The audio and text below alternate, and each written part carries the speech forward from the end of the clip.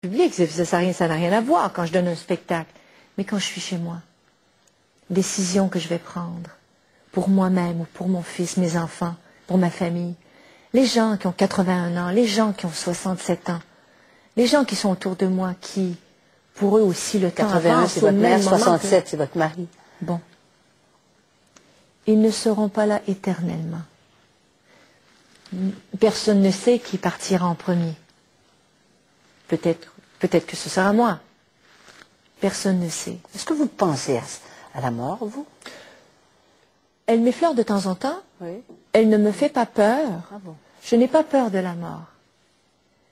Mais je veux être prête, c'est-à-dire que j'ai envie maintenant de parler, de m'assumer, d'être au courant, de m'amuser.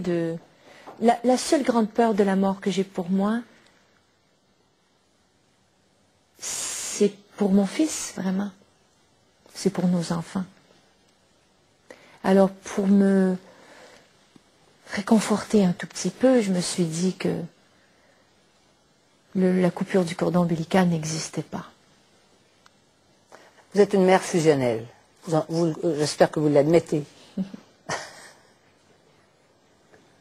Je vous fais confiance? Ouais. Je vous crois. Ça aurait été plus compliqué si vous en aviez eu 14, disons, pour être fusionnelle comme ça. Disons que... Donc la loi du nombre, le nombre là-dedans, il est pour quelque chose aussi. Ça pourrait être un long sujet de conversation. Oui. Mais vous êtes comme les femmes de votre génération. Je vais être obligée de me mettre dans votre génération des femmes qui n'ont qu'un enfant.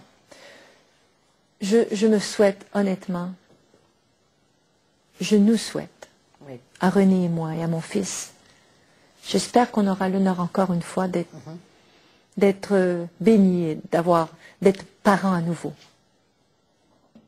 Mais au fond, les femmes veulent tout. Et vous avez tout voulu. Parce qu'il y a des gens qui verraient une contradiction entre la maternité et l'amour. Parce qu'on le voit bien, de toute façon, on n'a qu'à voir la vie des gens riches et célèbres pour voir que c'est difficile d'assumer et de réussir. Le seul truc que je vois qui m'embête un peu, c'est que les jeunes, en général, veulent tout, mais tout de suite. Oui. Se marier, avoir des enfants, une carrière et tout de suite, en même temps. Mais vous avez commencé... Et moi, j'appelle ça un bouilli. Oui. J'aime bien les bouillis. Oui. Mais il faut que ça soit à point. Oui. Et quand il fait 35 degrés dehors, le bouilli, il est plus dur à passer. Donc, je sais pas, oui, il y a beaucoup de choses que je veux, mais je sais pas, je trouve que la génération aujourd'hui, heureusement, je pense que ça change. Les gens veulent se marier, veulent avoir des familles. On peut avoir une carrière aussi. Mais j'ai l'impression que j'ai fait ma carrière et j'ai mis place à mes vraies valeurs après. Même si on regarde ça aujourd'hui et que tout a l'air encore d'être ensemble, oui, ça ne l'est pas vraiment. Ma priorité oui, est vraiment maintenant pour mon fils, c'est mon mari et ma famille. Même si je continue de chanter. Mais celle qui me le dit a fait le tour du monde et pour chanter. Si vous étiez installé dans votre maison et que vous me disiez, vous savez, maintenant, ma priorité, c'est ça. Mais vous faites tout en même temps. Vous continuez de faire tout en même temps. C'est-à-dire que ma priorité était pour moi de faire vivre à ma mère le tour du monde. Oui.